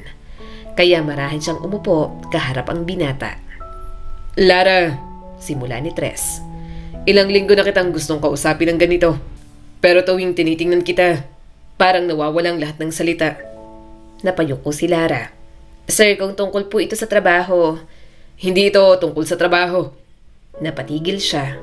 Tumigil si Tres, huminga ng malalim bago nagsalitang muli. Mataman siyang tiningnan ng binata. Lara, hindi na ako mapakali. Araw-araw kitang naiisip. Tuwing nakikita kita, parang may bahagi ng sarili kong nagigising. Hindi ko maintindihan pero alam kong totoo to. Lara, hindi ko na kayang itago. Mahal kita. Parang biglang tumigil ang ulan sa labas. Parang huminto ang oras. Nanatiling nakatingin si Tres sa kanya. Ang mga mata nito na puno ng senseridad at pagsusumamo. Nagpapalakas ng tibok ng kanyang puso. Si Lara naman, tila nawala ng lakas. Hindi niya alam kung ano ang dapat maramdaman. Sir Tres, mahinahon niyang sabi. Huwag po ganyan. Hindi mo kailangan tawagin akong sir. Please. Sagot ni Tres at bahagyang lumapit. Tres lang, Lara. Ayoko magkunwari. Hindi ko alam kung kailan nagsimula nung nakita kitang alagaan si Rose. Nung nakita kitang magtiis kahit pagod na pagod ka. Pero simula nun, hindi ko na kayang lumayo. Naramdaman ni Lara ang bigat sa kanyang dibdib. Ang mga salitang yon, matamis pakinggan, ngunit parang lason din na unti-unting bumabalot sa puso niya. Hindi mo alam ang sinasabi mo, sabi ni Lara habang nanginginig ang tinig. Kasambahay lang po ako, isa lang akong babae na sinusubukang mabuhay para sa anak ko. At ikaw po ang amo ko. Umiling naman ito. Tao rin ako, Lara. At bilang tao, marunong ako magmahal. Umiling si Lara at pinipigilan ng pag-iyak. Tres, wag. Hindi pwede. Hindi to tama. Sabihin mo sa akin kung wala kang nararamdaman. Sabi ni Tres at marahang tumingin sa kanya. Sabihin mo at titigil ako ngayon din. Nanatiling tahimik si Lara. Ang mga luha ay unti-unting bumabagsak mula sa kanyang mga mata. Hindi ko kayang sabihin, mahina niyang sambit. Lumapit si Tres at hinawakan ang kanyang kamay. Lara. Pero mali. Agad niyang dagdag at hinugot ang kamay. Tres, may tinuturing pa akong asawa. Matagal na siyang nawala. Oo, hindi ko alam kung buhay pa siya o hindi. Pero sa puso ko, asawa ko pa rin siya. Hindi ko kayang palitan siya nang hindi man lang alam kung anong nangyari sa kanya. Napatigil si Tres at napayuko. Pero ilang taon na siyang wala, di ba? Wala kang balita. Baka panahon na para palayain mo ng sarili mo, Lara. Umiling siya at tuluyan ng bumigay ang mga luha.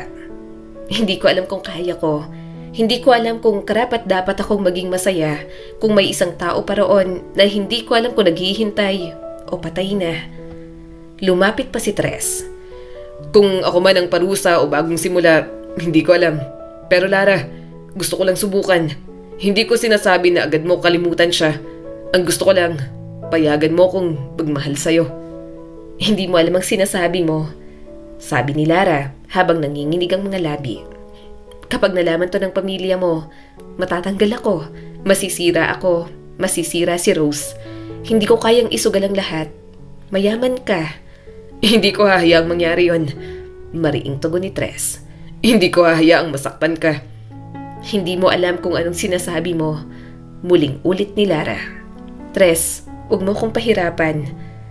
Tumingin ang binata sa kanya at ang mga mata nito ay puno ng pag-asa at sakit. Hindi ko alam kung paano pipigilan ang sarili ko.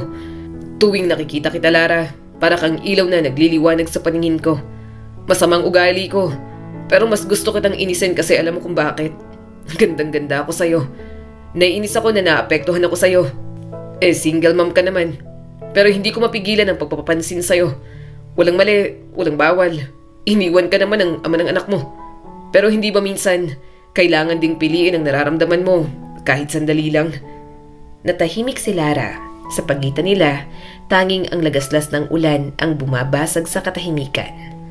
Parang may musika sa labas na naglalaman ng bawat salitang hindi nila masabi.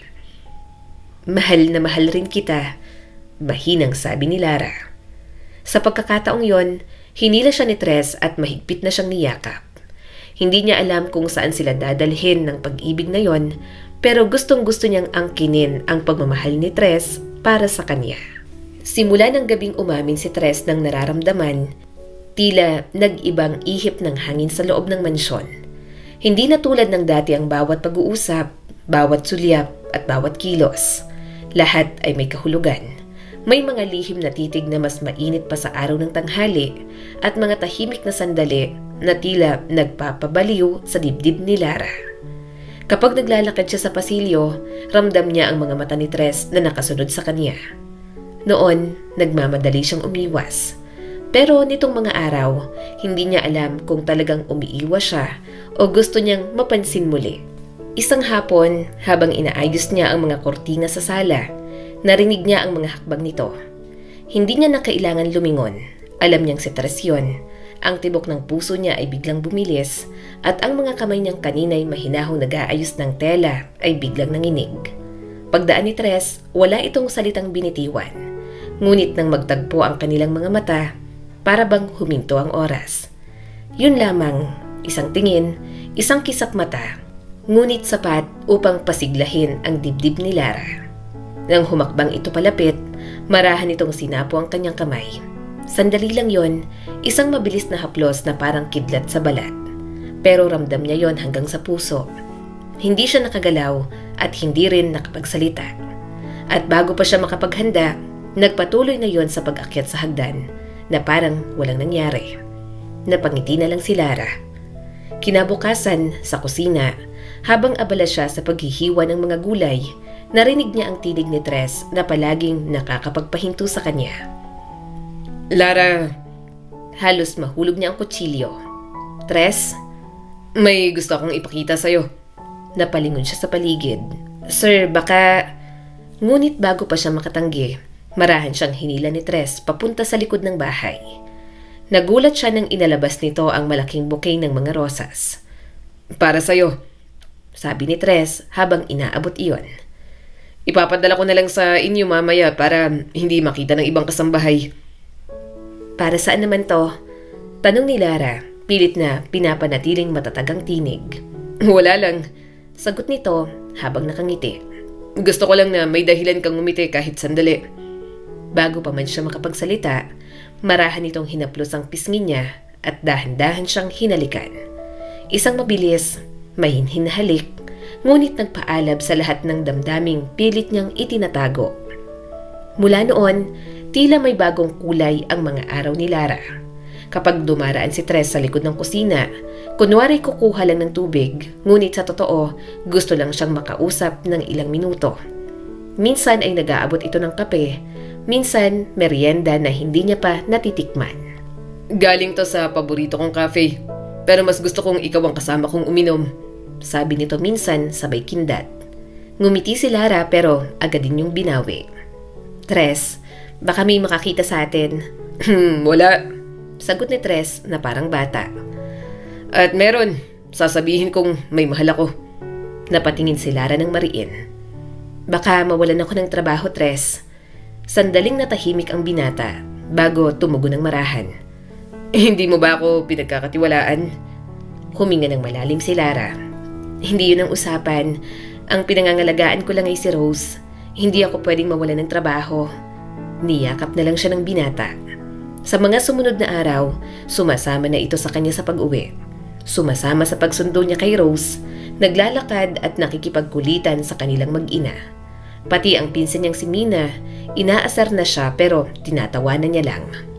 Mama, takbo na po ako agad Maghuhugas na po ako ng paa, sabi ng anak niya at tumakbo agad papasok ng bahay. Natawa na lang siya. Bago siya makasagot, hinila siya ni Tres pabalik. Sa dilim ng kalsada, sa ilalim ng ilaw ng poste, muling nagtagpo ang kanilang mga labi. Sa pagkakataong yon ay mas matagal at mas marubdob na. Ang mga kamay nito ay maingat, parang takot masaktan siya. At si Lara, sa kabila ng lahat, ay hindi na tumutol. Hindi niya alam kung ilang segundo o minuto yon. Ang alam niya lang, habang yakap siya ni Tres, ang lahat ng pagod, lungkot at takot ay pansamantalang naglaho. Sa bisig nito, nakalimutan niyang may mga mata sa paligid, may batas ng lipunan at may panganib na naghihintay. Kinabukasan, habang nagluluto siya ng ulam, napansin ni Rose na parang masaya siya. Mama, sabi ng bata habang nagugupit ng papel sa mesa. Parang iba ka po ngayon, parang lagi kang umingiti. Napahinto si Lara. Ha? Hindi naman. Napangiti si Rose. Baka may nagpapasaya na sa'yo, Mama. Yun po ang sabi ni Tita Mina. Si Kuya Tres po ba yung nagpapasaya sa'yo? Kasi lagi po kayong magkasama. At kapag nandyan siya, parang iba ka po. Mas masaya ka na po. Hindi alam ni Lara kung paano sasagutin iyon. pero marahan siyang umupo sa tabi ng anak. Rose, may gusto akong sabihin sa'yo. Tumango ang bata. Totoo anak. Si Tres, siya ay mahalaga sa akin. Siya ang nagpapasaya sa akin ngayon. Tahimik si Rose. Tinitigan lang siya nito at parang sinusuri ang bawat salita. Pero mama, mahinang sabi ni Rose. Di ba may Papa Mario po ako? Napapikit si Lara at parang sinampal ng katotohanan.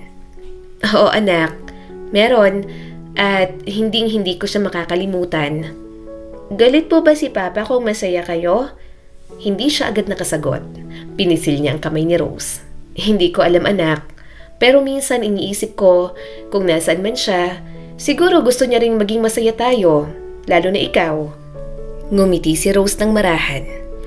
Kung kayo po ni Kuya Tresa nagpapasaya sa isa't isa, okay lang po sa akin mama. Basta wag po kayo laging malulungkot. Hindi napigilan ni Lara ang luha. Niyakap niya ang anak ng mahigpit at sa loob ng yakap na yon, nakahanap siya ng lakas. Pagkaraan ng ilang linggo, lalo silang naging maingat. Si Tres ay dumaraan sa kusina kapag tahimik na at minsan ay nagiiwan ng maliit na regalo. Talagang galante at papagbigay ito sa kanya at maging sa anak niyang si Rose. Nagustuhan mo ba? Tanong ni Tres minsan habang nakasandal sila sa dingding ng lumang bodega. Oo, pero sabi ko sa'yo wag na, sagot ni Lara. Baka mapansin nila. Sabihin mo na lang, galing sa donation. Marunong naman ako magsinungaling kung para sa'yo. Wag mo akong sanayin ng ganito, sabi ni Lara. Hindi ako sanay sa ganitong buhay. Tumingin si Tres ng malambing sa kanya. Sanay ka sa hirap, pero ayaw mong masanay sa saya. Hindi na siya nakasagot. Sa halip, umiyak siya ng tahimik. Hindi siya sanay sa sayang ibinibigay nito dahil masyado siyang lumulubog sa hirap. Hinawakan siya ng binata sa pisngi, pinunasan ng luha at marahang hinalikan. Lara, bulong nito. Hindi ko alam kung saan hahantong ito, pero gusto kong malaman mo, hindi ito laro para sa akin. Mahal kita. Sa bawat halik, sa bawat titig, sa bawat sandaling ginugugol nila sa dilim ng mga gabi, unti-unting lumalalim ang kanilang ugnayan. Nagsimula ang umaga ng mas abala ang lahat. May darating kasing mga bisita si Madam Isadora. Pinupunasan niya ang mga silver tray sa dining hall. Maingat na walang makaligtang mantsa. Bawat plato, bawat baso ay kumikislap sa ilalim ng mga chandelier. Nag-utos si Madam Isadora ng maagang tanghalian para sa mga bisita, mga negosyante, abogado at ilang kamag-anak. Isa yung pagtitipon kung saan ang mga katulong ay kailangang gumalaw na parang mga anino. Lara! Sigaw ni Madam Isadora mula sa dulo ng mesa. Yung alak! Nasaan ang alak na sinabi kong ihanda mo? Napatigil si Lara habang hawak ang baso. Po, akala ko po. Akala mo? Singhal ng ginang. Wala akong pakialam sa akala mo. Sinabi kong gusto ko ng red wine, hindi yung mumurahing lokal. Hindi mo ba naiintindihan ng simpleng utos? Tumigil ang mga tao sa buong mesa. Tahimik ang lahat. Ang mga bisita, ang ibang katulong, at si Tres nakabababa lang sa may hagdan. Nanginginig ang kamay ni Lara habang nagmamadaling nagbubuhos ng alak. Pasensya na po madam, magpapalit po ako agad. Ngunit bago pa siya makagalaw, hinampas ni Madam Isadora ang baso sa mesa. Tumila po ng alak sa sahig at kumalat ang amoy ng alak sa hangin. Wala kang silbi. Ang hirap sa inyo, mga hamak. Pinapasok sa bahay ng mayayaman pero walang utak. Humigpit ang dibdib ni Lara. Ramdam niya ang mga tingin ng lahat, ang panghuhusga at ang pagkapahiya.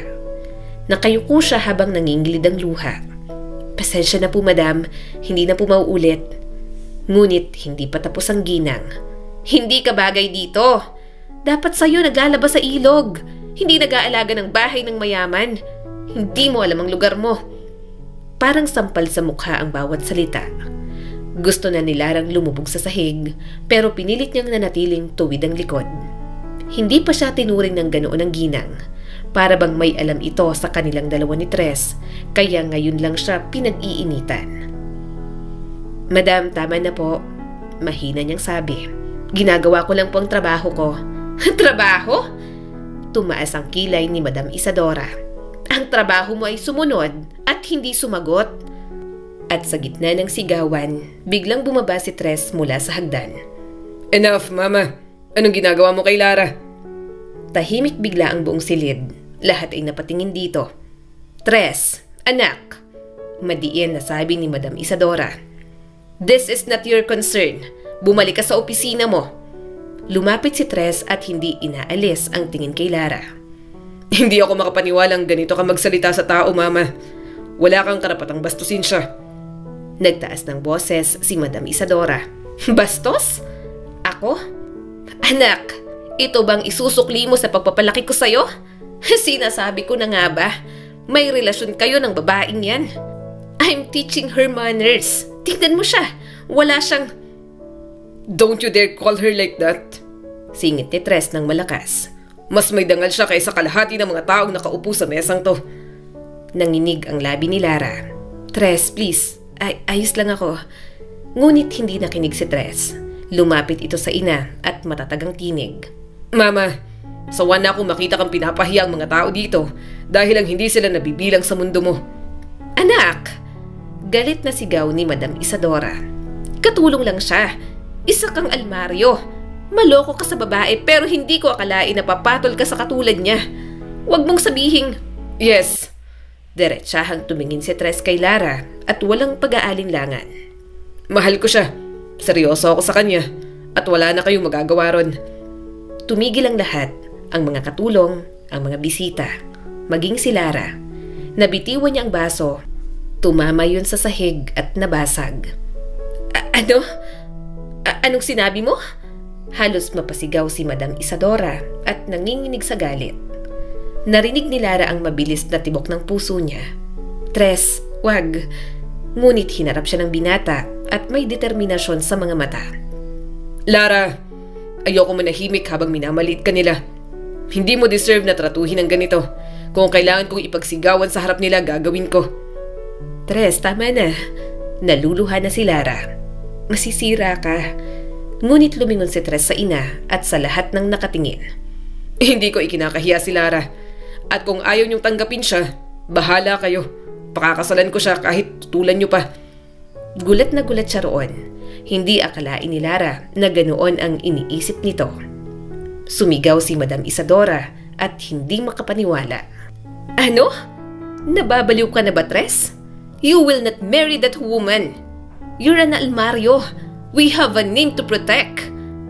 Anong silbi ng pangalan kung wala namang puso? Matigas na sagot ni Tres. Tumayo ang isa sa mga tiyahin at nanlalaki ang mga mata. Tres, hindi ito katanggap-tanggap. Pera lang ang habol sa'yo ng babaeng yan. Hindi totoo yan. Sigaw ng binata. Hindi siya ganun. Napatakip si Lara sa bibig habang nanginginig. Tres, tama na please. Hindi ko kaya to. Lumapit si Madam Isadora sa kanya, pero niyakap agad ni Tres para harangan. Ikaw? Anong ginawa mo sa anak ko? Niloko mo ba siya? Ginayuma mo ba? Wala pa akong ginagawang masama, Madam. Nanginginig ang boses ni Lara. Minahal ko lang po siya. Minahal mo? Halos masampal siya ni Madam Isadora kung hindi lang napigilan ng binata. Enough, Mama! Sigaw nito at hinila si Lara papalayo. Tama na! Hindi mo siya pwedeng saktan. Napasinghap siya nang hilahin pa siya nito at lumakad patungo sa labas. Pinipigilan niyang binata pero galit na galit talaga ito. Sumigaw muli si Madam Isadora. Tres, kung lalabas ka ng pintuang yan kasamang babae na yan, kalimutan mo na ako bilang ina mo. Tumigil si Tres, lumingon at tumitig sa sariling ina. Kung yan ang kailangan, gagawin ko, Mama. At bago pa makapagsalita si Madam Isadora, marahang hinawakan ni Tres ang kanyang kamay. Tara, Lara.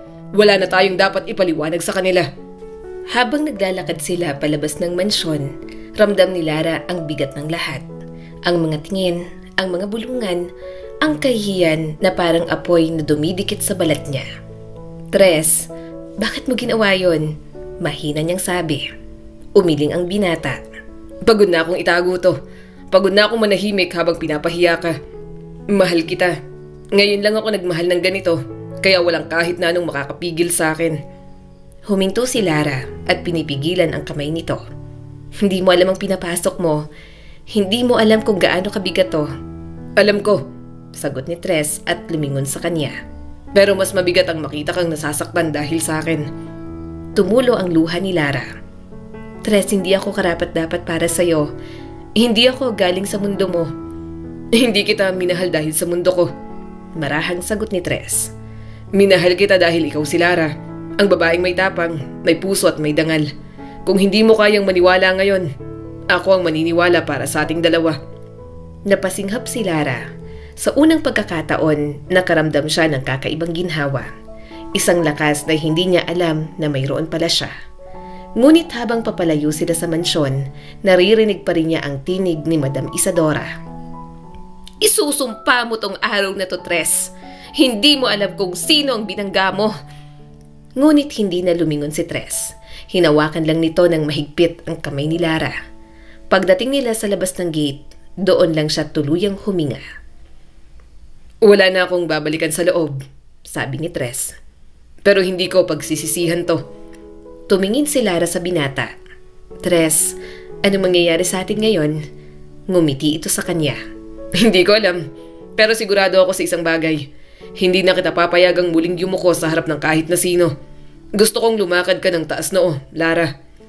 Niyakap siya ni Tres. Sa mga bisig nito, naramdaman niyang kahit ilang ulit pa siyang masaktan, kahit gaano kalaki ang panganib, may isang tao na handang ipaglaban siya.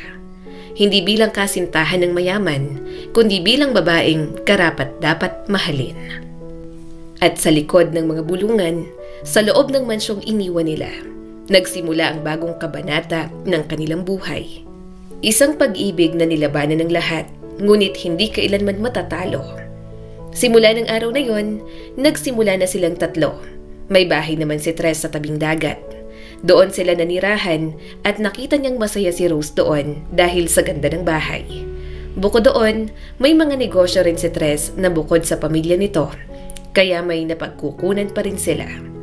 Ayaw ni Lara ng sigalot, pero hangad niya pa rin na maayos si Tres sa pamilya nito. Ano to? Gulat na tanong ni Lara nang biglang sinuot ni Tres ang singsing sa kanya. Napangiti naman ito. Pangako para pakasalan ka balang araw. Hindi niya napigilang maluha roon. Mahal na na talaga si Tres. Kung noon, ilang taon naging sila ni Mario. Nagkaroon na rin ng anak, pero kahit isang beses, hindi binuksan ang pagpapakasal. Pero kay Tres, kahit saglit na panahon lamang silang nagkakilala, kahit na may anak siya kay Mario, para bang gustong-gusto na sa kanyang ibigay ang panghabang buhay na pagmamahal. Ipinagpapasalamat niya yun sa Diyos, kaya kahit anong mangyari, lalaban siya para sa pagmamahala nila. Ang kwento ni Lara ay paalala na madaling maging tao pero mahirap magpakatao. Kaya sana ay huwag tayong maging mapangmata sa ating kapwa, sapagkat sa dulo, ang kabutihan at dignidad ay mananatiling kayamanang walang hanggan na hindi nakakahiyang ipagmalaki sa iba. Muli, ako po si Skylar Guro at sana'y may bago na naman kayong natutunan sa kwento natin ngayon. Maraming salamat po.